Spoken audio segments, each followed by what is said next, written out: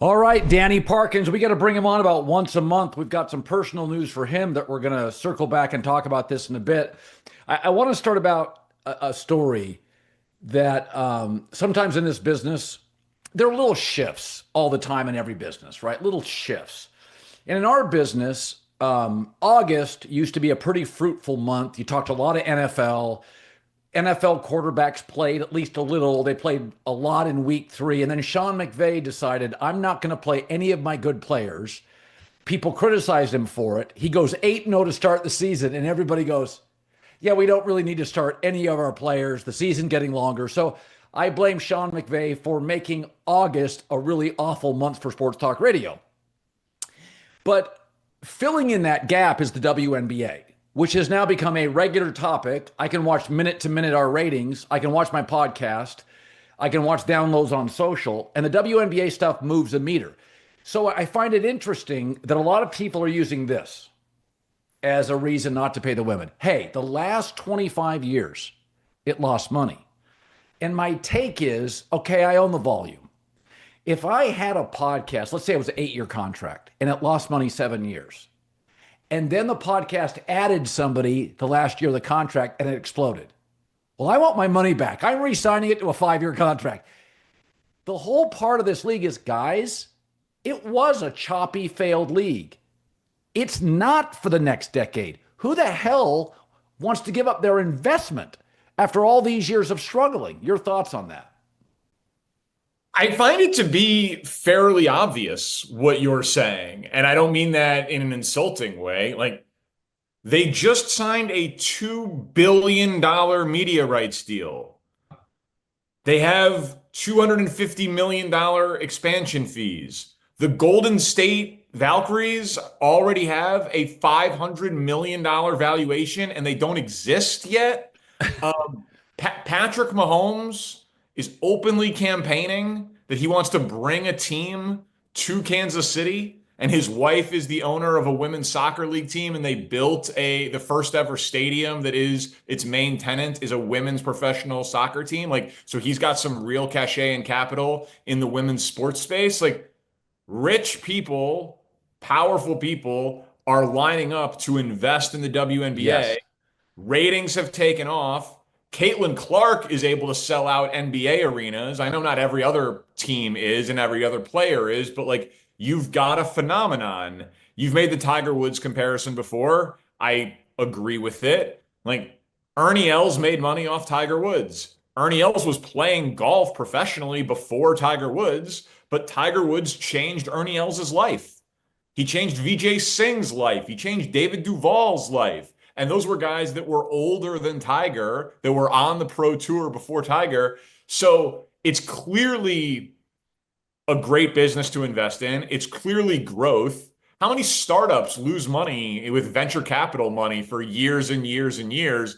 And it's still like, oh, well, this company's valued at $8 billion. What's its profit? Oh, they're in the red. And it's like, what? It happens all the time. So they're obviously going to get more money. The question is how much more money. I don't think you and I can really have an educated opinion on that without seeing the books on everything. Yeah.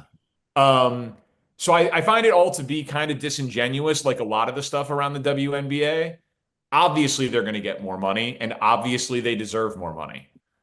Yeah, I thought the real point of distinction was that Caitlin Clark didn't play in the All-Star game and the ratings were down 1 million.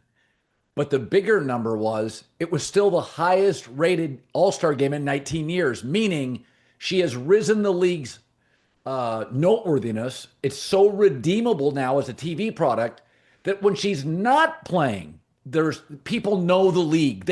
I couldn't have told you when the WNBA All-Star game was 3 years ago. I couldn't have picked the month it was in. Now I know. Now I watched highlights on Sports Center this morning when I was on the treadmill. It was well before NFL highlights and NFL camp discussions. And it was interesting highlights. It was New York and the Fever. So, like, I think, the word that's been overused is woke. It's like, guys, it's business. Timing is everything in business. In fact, I was talking to somebody at a company called Lion Tree when the New York Times bought The Athletic. The Athletic was losing $45 million a year. It's still not profitable. But Trump wasn't in office. Biden was, and the clicks went down. And the New York Times was like, you know what? We need more people coming because there was a certain standard with Trump where the clicks were through the roof and Sure. subscriptions were up. And by, Sleepy Joe. And it was all of a sudden like, oh, the investors are like, well, and they went and bought a company that increased, and I think it was a smart buy. It still doesn't make money. It's all timing. And so the timing's great. If they'd have been negotiating this deal an hour before Caitlin Clark was drafted, it'd be a totally different story. Sorry to interrupt this great video, but please remember to like and subscribe. Thank you. Now back to the video. Yeah, of course it would be, but also like these things take time. Like the NBA, you are old enough to remember, right? The NBA being in tape delay. I remember watching an NBA Finals game because I struggled. My parents didn't want me to stay up late at night. They were on after the news, 11. Right. Not the 6 o'clock news, the 11 o'clock news. Right. So like these things take time. And your point about the Liberty, right, is a good one. In Chicago, Angel Reese is a thing. Is it a thing like Caitlin Clark is a thing? Obviously not. But like Juju Watkins, that's going to be a thing. She's obviously got the injury, but like she looks awesome. Asia Wilson is awesome. The league is growing. I will even say, I don't even want to pretend like I'm not watching every night yet, but I do like Caitlin Clark and the phenomenon of it. But it's clear that I'm getting more aware of it. And ESPN is invested into their broadcast talent and their studio talent. And the women's college tournament, same thing. The presentation is better. So you learn about the characters earlier, like you learn about the characters in the NBA from March Madness or in the NFL from college football. Like there's a lag effect on popularity and growth. And so if someone said to you, Danny, you could invest and you could own X% of a WNBA team, obviously I don't have the capital, but if someone came to you and said, you want to buy into 5% of an expansion WNBA team? 1 second. Do it in 1 second. Of course you would. Of course I've tried to buy into the MLS twice, and both times I wanted to get it 35 million. The next time I tried it was 85 million. Now they're 500 million. I've tried twice. Yeah. So like it is an obvious buy. And I just think that so many people have made a little bit of a cottage industry off of what you said, being anti-woke, and they feel like you're shoving it down our throats or whatever. Like you don't have to pay attention. You don't have to like it. But when Caitlin Clark, a regular season game when she returned from injury, when that game outrates Yankees Red Sox on Sunday Night Baseball, yeah. Sorry. Like, I don't care if it's not for you. It doesn't matter. Like, it's not even 100% for me. But neither, by the way, is regular season Yankees Red Sox all the time, right? Like, we pick and choose what we truly love. Like, I'll watch the Valspar, right, for golf. Like, we all have our different things. We all have only so much sports capacity. But it's an objective fact. If she can generate ratings that are like lower level college football games or higher level regular season baseball games, those are billion-dollar businesses. So obviously, if she's making 75 grand, she's underpaid. It's just an obvious story that people want to get mad about for some unknown reasons. So another story that I know you'll have a sense of, because I think you like me like stand-up comedy and like comedy. I love it. Yeah, I love it. Yeah. I've read, it could be Bill Carter's Late Shift. I've read every Carson book, Letterman book. I love it. I assume you read Born Standing Up, the Steve Martin book. Yes. I mean, incredible. One of the best books ever. So it's interesting. I like categorize them. Like to me, Letterman had the quickest wit of any of them all time. Leno did the best monologue in his prime. Ferguson was the most alpha with the best energy. Kilborn was the coolest. I think Colbert probably has the greatest intellectual depth and bandwidth. Incredibly well-read guy. But I think Carson is the best simply because he did every single thing well. He was good looking. He was cool. He was powerful. He was witty. He was so good on the monologue. When a joke bombed, he was generally funnier. He was self-deprecating on the stuff that bombed. And this is not really a political take. But I do think, unlike Johnny Carson, you do have to sprinkle in some commentary from time to time on politics now. I think the day of just saying, I'm not doing any of it, Jimmy Fallon did not want to do any politics. I know this inside the building, but Colbert did, and it rated well. And NBC went to Fallon and said, do some political stuff. So the world has changed. Carson wasn't around during podcasts and YouTube and IG. There's just more opinions from more people. I don't talk about politics a lot, but occasionally I'll dabble in it. But I do think, and I think most of the guys that end up doing that, like Conan was a writer and Colbert was more of a skit guy, Second City, Chicago. Most of them are stand-up guys. And I do think that's an advantage. Letterman did some TV and stand-up, but he was a stand-up guy. But I do think it's fair to say a big part of it's this. When you go to politics, older people like politics more than younger people. And what has been lost in this story, they thought Stephen Colbert's audience was going to be younger than Letterman's. It got a decade older. Letterman's audience was 59. Colbert's was 68. And my take is, one, that's a lot of politics. And two, as you know, politics turns off. It's a no-fly zone for a lot of advertisers. So Colbert, this is not discussed. It's all about Trump or it's all about losing money. No, he went political and it made his audience older, which what advertiser is looking for 69-year-old viewers? And it hurt advertising. His show, despite being 30% higher, made less than Fallon and Kimmel. So lost in all of this is the fact you can talk politics, regardless left or right. It hurts advertising. He had bigger ratings and less revenue because it became seen as a political show, left or right. Yeah, so I did not know that he billed less than the other shows. I've seen the reports of the fact that he lost money. I did not know that piece of it.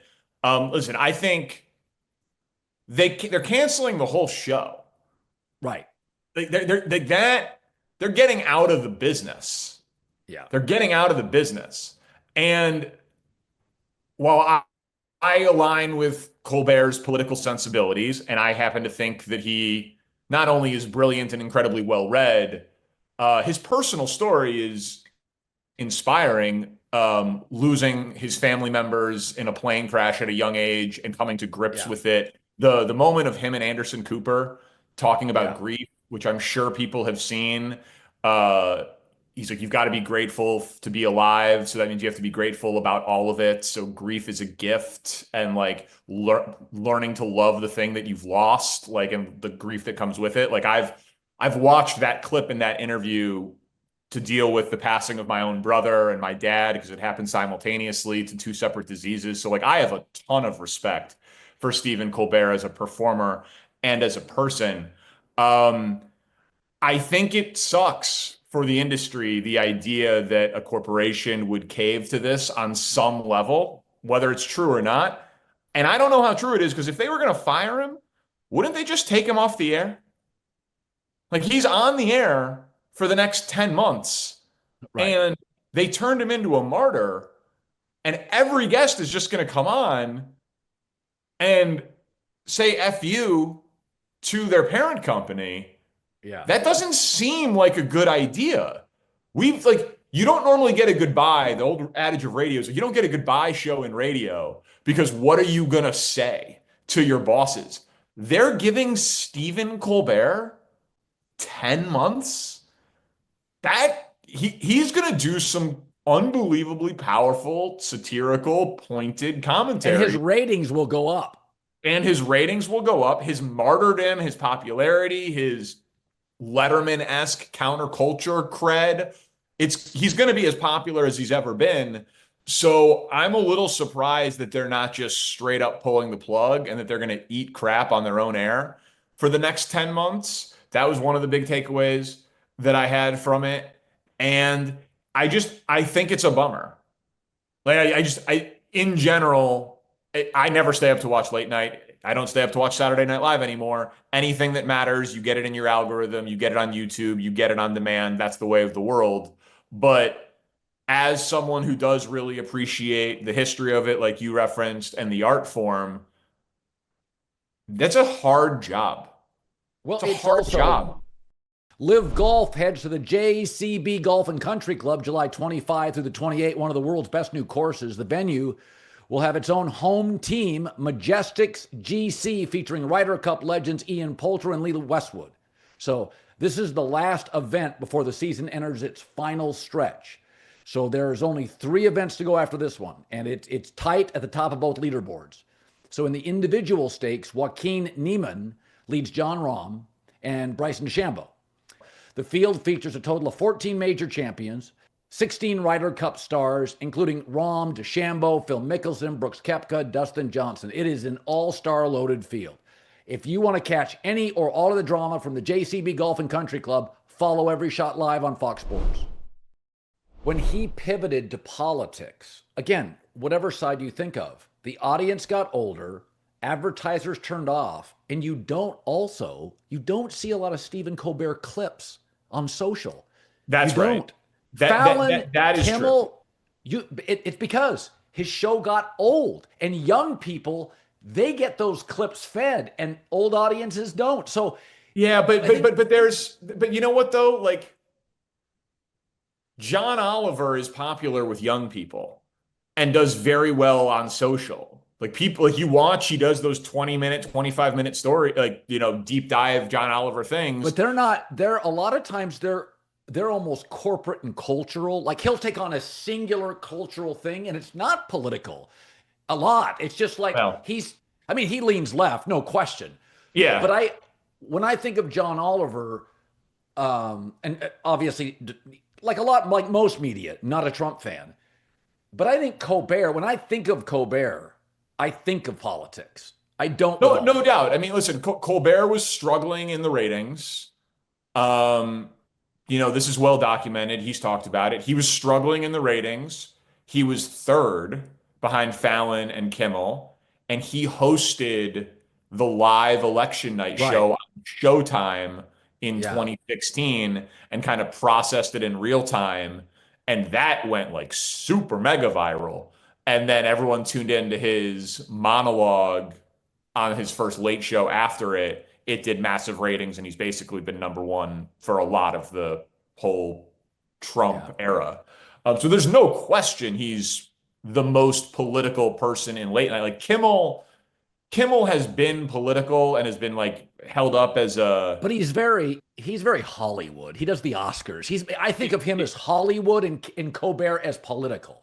Yeah, I think that's right. Like Kimmel has done more politics than he probably ever thought he would do, but you're right. He's LA cool, man show background, right? Like, yeah, there's definitely that difference for him. But I hope that Colbert, it'll be very interesting because you mentioned Conan a little bit at the end. Like Conan was my favorite. Just a generational guy. Brilliant counterculture, not really political at all. Just hilarious. And he's found such relevance with Team Coco and Conan O'Brien Has a Friend and podcast and his serious deal. I hope Stephen Colbert does one more project. Oh, he will. In the digital space. I hope he does. Yeah. No, I was not a Conan O'Brien fan initially, but I found that when he moved and recreated the show and then his podcast venture, I find him much more appealing. I think I think Johnny Carson and Letterman were always so uncomfortable sitting at a desk. I never thought Leno was, and I rarely thought Conan was. Conan's a writer.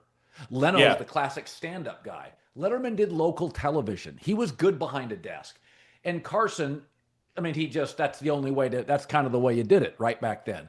Some guys Leno was successful, great monologues for about 15 years, but I never was comfortable watching him. The show to me was clunky, and I have great respect for him.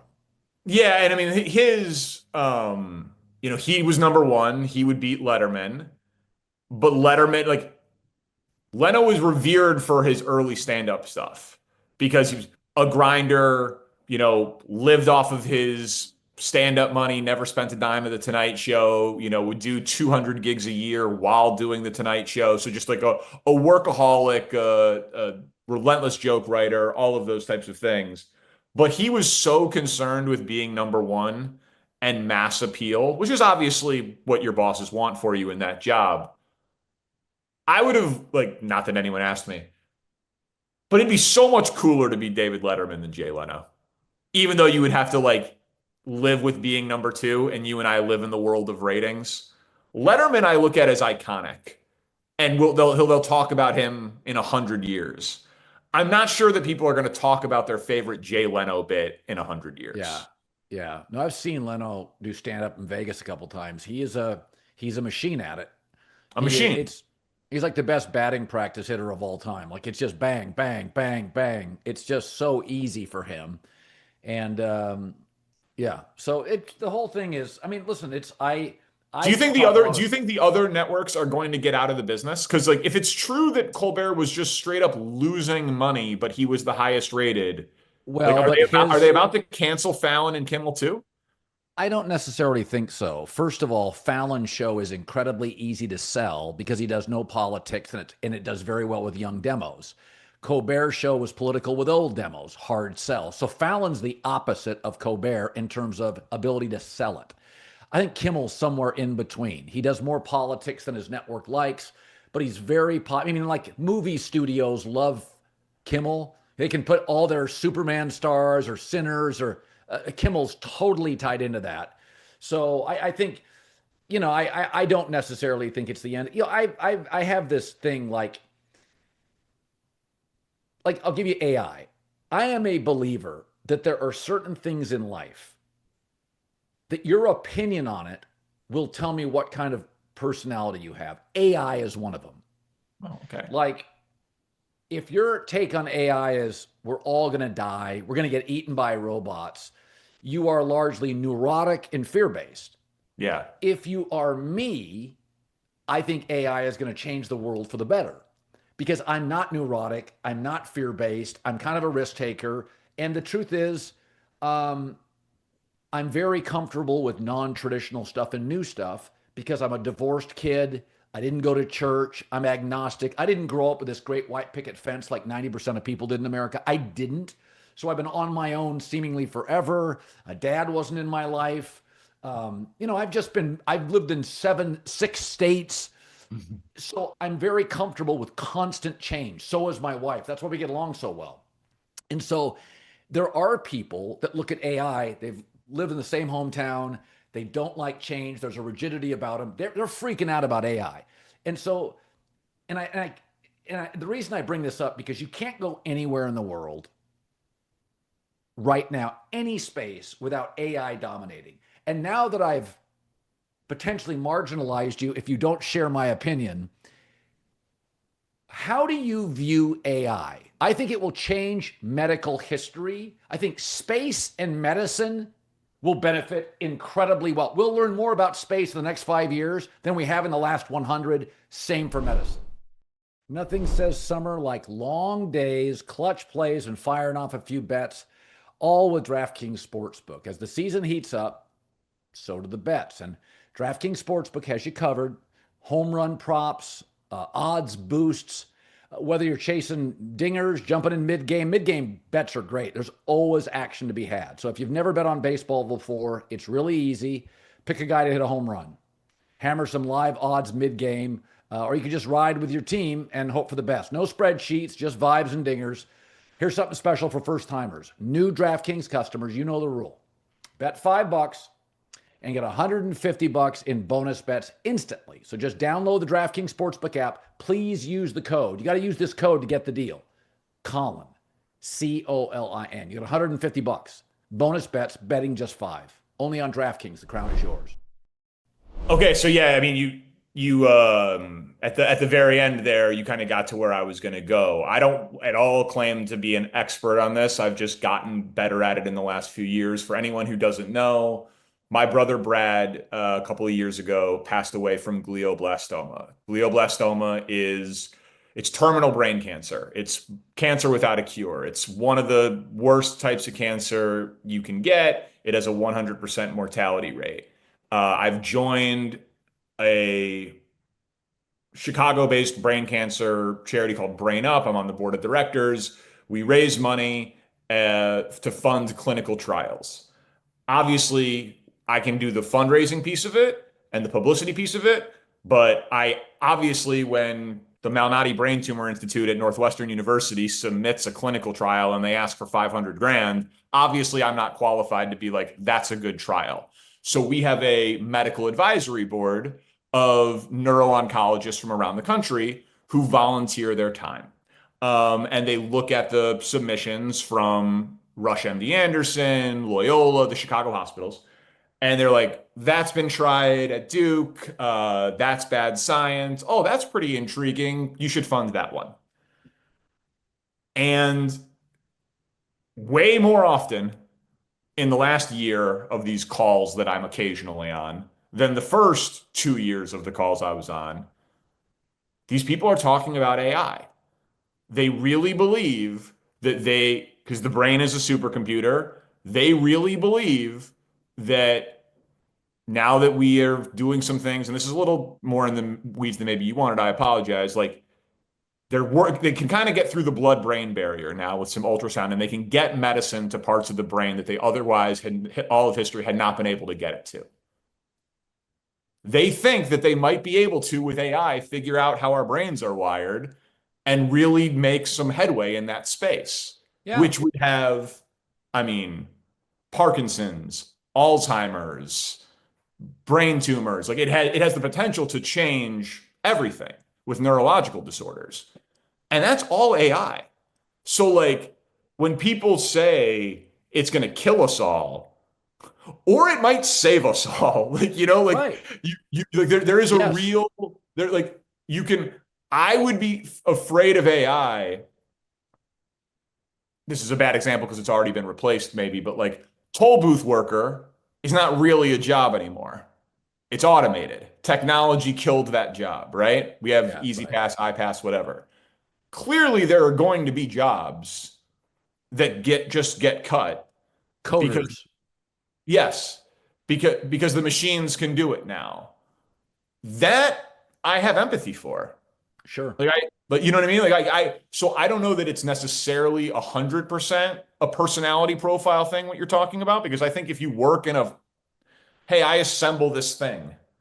And then it's like, well, now we've got a robot who can assemble this thing and they don't get hurt and they can work Listen to 24 this. hours and they're not in a union. A business partner of mine, I was golfing with him in Rhode Island. So he was thinking of opening up a coffee roaster in Rhode Island. So it would have been years ago, he would have paid a consultant $25,000, waited 3 weeks, and gotten a report back, 80 pages or 8 pages. He sat down with AI for an hour, fed all the information. A day later, he got an 80-page report for free on everything: economy, people living within 12 miles, companies that would be aligned. He was like, Colin, it was 80 pages, the most thorough thing I've ever seen. It was free. He goes, that would have been 25,000. He goes, I'm just a businessman. I'm a small businessman. So I think coding and consulting are in big trouble. Outside of that, I have no idea. You read stories about white collar jobs, but I guess my point to start this kind of rant is that when you go to the internet these days, you can see it with politics and sports. There are people that are just have a lot of anxiety, they're neurotic, and whatever is introduced to the market, they have a negative reaction. And I've really noticed it with AI, that the people that I follow, who I think of as entrepreneurial and kind of optimistic, they love it. And the people that I followed that tend to be, kind of a buzzkill on the internet, it's going to end. And the truth is, the reality may be somewhere in the middle. But when I go to the internet and people give me a reaction, and if it's a strong reaction I have to it, the first thing I do is go look at their last 50 posts. I do that all What the time. kind of person are you? Yeah. And I really think so. I find AI fascinating, not by what it can do, because a lot of it's so complicated, I don't understand it, but No doubt. people's reaction to it. Yeah, and And listen, people generally speaking fear what they don't understand. Maybe you don't, but I think a huge percentage of people fear what they don't understand, and it's complicated, and you don't know where it's going to go. Um, it clearly is the type of thing, though, that is like a tool, right? It's going to make some things worse and a lot of things better. Your small business owner example is a great one. It's going to help that guy's business. how about this? The internet, it has killed retail, but it took 25 years. Like it killed malls, but it didn't do it in 2 years. And the people that were invested in malls that paid attention 15 years ago were getting out of malls, right? Like, so they got out of the Yeah, business. sure. So you're going to have a heads up on stuff. Nothing happens overnight. Even if it kills consultants, it will be over a decade that it will kill consultants, because not everybody's going to use AI, just like it took our grandpa and our dad's years to figure out the internet. So Right. things just, everything needs to bake. Oh, give you an example of this in sports. So when the college football playoff was announced for 12 teams, eventually 14, 16, it cut right down the middle. There were the people like myself that are like, oh, this is awesome. December's going to be awesome. These bowl games are so dried up. Like, we got 45 bowl games. I watched 4. I thought it was obvious. Like, December now is going to be even better, and December's great with NFL playoffs. And we saw that to be true. But there was another group, including a lot of the media, that said, oh, it's going to kill rivalries. And my take is, when Texas played Georgia last year, it was the highest rated game, right? I think before the national championship. That's not a rivalry. People watch good. When Texas plays Ohio State on Fox over the Labor Day weekend, people watch good. And they'll watch it a second time. You watched Oregon, Ohio State the first time.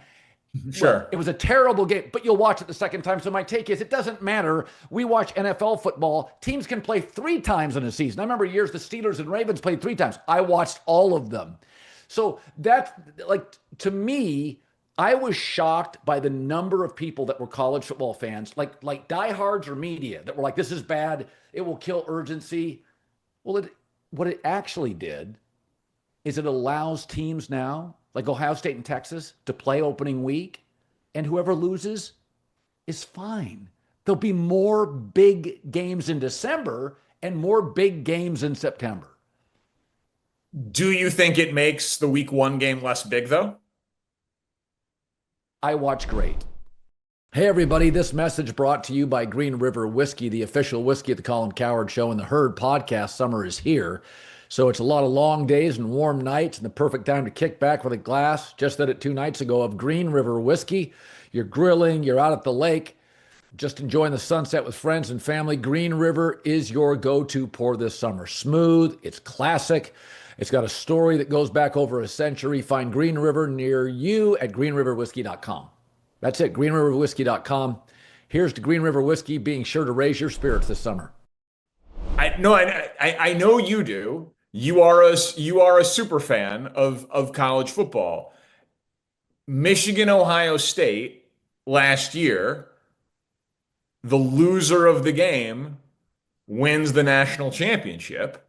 Yeah. And on some level, not to a Michigan fan and not to an Ohio State fan, but to a guy who went to Syracuse, it did take away, and I watched it, and I will still watch it.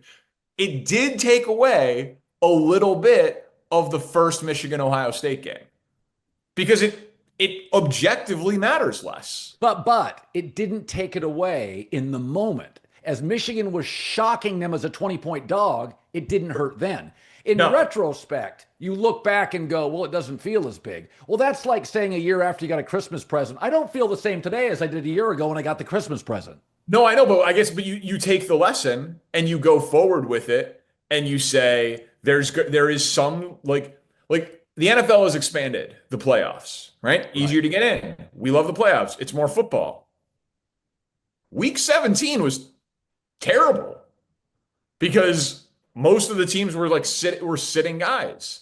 Yeah. And teams have been eliminated. And it's like, oh, well, what's the difference between being the 5 seed and the 6 seed? Like, we're in. It doesn't matter. We're gonna sit guys. We're gonna play guys for a quarter. So I think there is a trade-off that comes with more games and all that. And with college football, listen, I understood. I always was like, more games I am going to watch, and More big games. more big games I am going to watch. But I had a hard time with the college football argument for the expansion of the playoffs. Was like, how many times in the BCS era even did you feel like the 5th best team in the country deserved a shot at being the national champion? I didn't think that it existed. Like, and so if your argument is, well, expand the tournament, get them in, and then any given Sunday they can, or any given Saturday they can win it, that's fine. But then it does take away a little bit of the regular season to me. And again, I will watch, but my guess is as they keep expanding this playoff, people will come away with it'll blend together, and the week 6 Okay. game is not going to feel as big. But in mid-October, double the number of teams to triple are still in the hunt for a 14-game playoff or a 12-game playoff, where it used to be if you lost a game in September, you lost another when you were done. And so the last no 6 doubt. weeks of the season, you're out and going to talk. Now, like Ohio State loses to Oregon, then they lose to Michigan. You're like, shit. Oh my God. Ryan Day is going to get fired if they lose to Tennessee. So the story went from winning to Ryan Day's getting blown. Oh, they just blew out Tennessee. Well, he better beat Oregon. Oh, they blew him out. Well, they better beat. So the story changed from just the game to, are they going to blow up Ryan Day's career? So to me, it pivoted from, okay, Ohio State's still going to get in. But remember the story before the Tennessee game? Ryan Day can't lose or he's fired. So there was a different drama. It wasn't, and nobody thought Ohio State, most people, even in Columbus, didn't think they were going to win a natty after losing to Michigan. People were like, No. they were like going overboard. Yeah, they were. It was insane. And now you're going to get games like Arizona State's going to, they made it and it was a nice story. And then the spread in the game was like 20 points.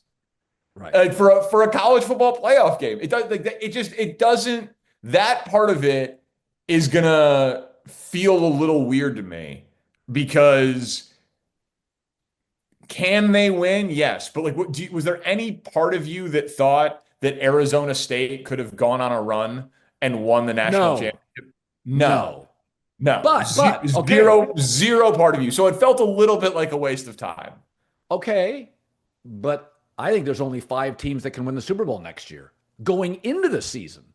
Yeah, but that's just not true. That's just not true. Well, Kansas City, Buffalo, Baltimore are just, they've just got better players, better coaches.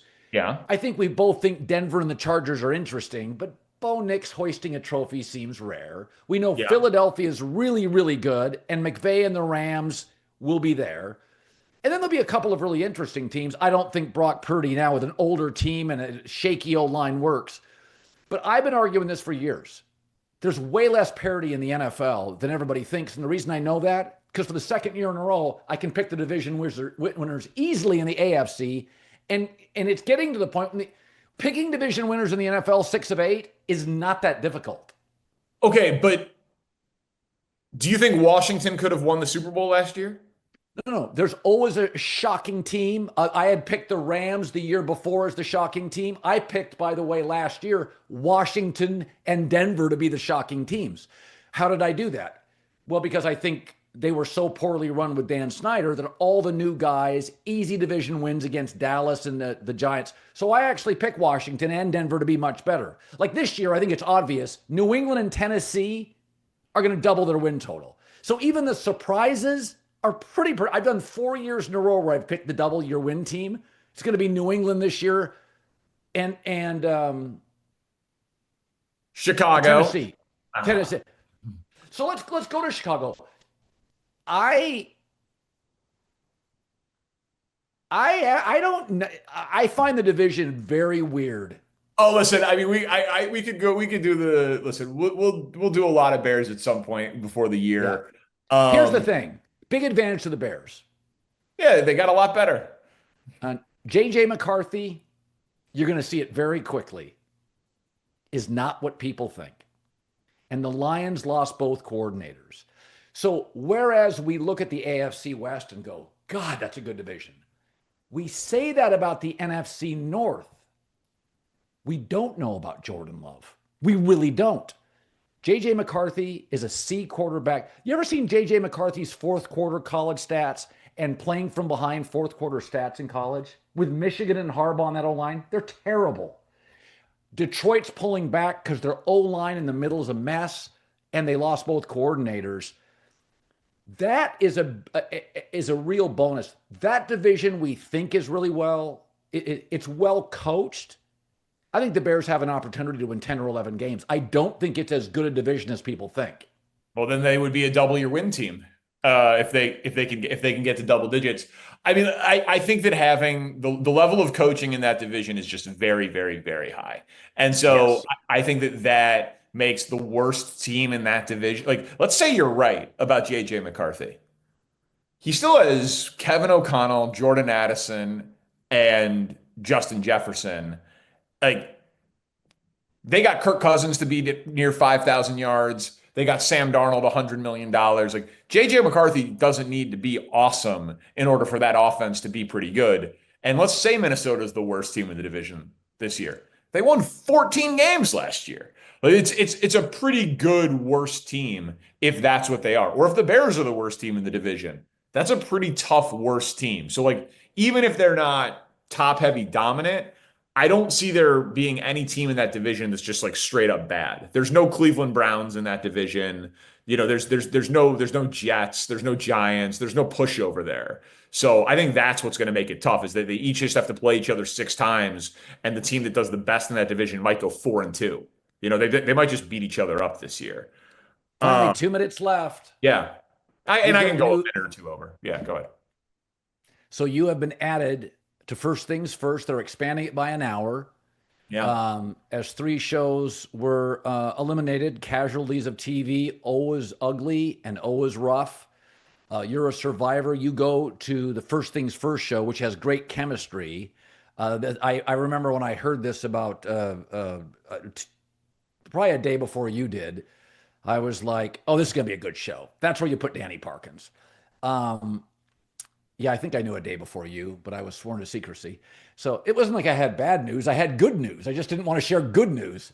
It's okay. So your takeaway on it, I think it's literally a perfect fit for you. It's like adding to a really good baseball lineup a good three hitter. Like, okay, you're not leading off or cleanup, but you're a good three hitter. You're Joe Morgan. You'll deliver runs. Happy to be Joe Morgan. Listen, I mean, it's surreal. First Things First is arguably the best show in sports TV, Yeah. fronted by my best friend for 20 years, and I'm getting added to it. So it's a tremendous honor. I will do everything in my power not to mess it up because they've got an incredibly good thing going. It's fun to create a new thing. Obviously, I'm bummed about Breakfast Ball, and we were having fun and was looking forward to another football season to see what we could build there. It's a very tough business, and I'm just really thankful and excited for the opportunity. And like, that's a cliche, but the First Things First, the production team is incredible. Wilds is a TV genius. Everyone in the world loves Brew. He's just in a good mood every day. Nick is one of the most talented people in media. And like I said, it's just going to be fun to be out there with my best friend. How embarrassing is it going to be for Nick when I beat him in football picks again on his show? Oh my God. It's going to be glorious. It's going to be so glorious, Colin. Like, Did you have your best year yeah. ever picking games? Last year was my best year ever. Yes. Yes. 65% against the spread. No big deal. It's not a big. That's really good. It was really good. It was really, really good. And I think how do you go up from there? 66%. That's the goal. That's the goal. Just to watch, because Nick takes so much pride in his picks. I know he does. but he can't beat me. He had a good year. He was over 60% last year, which was good enough for second place. Danny Parkins, FS1, First Things First, the newest member. Good seeing you, buddy. Good seeing you, Colin. Thank you.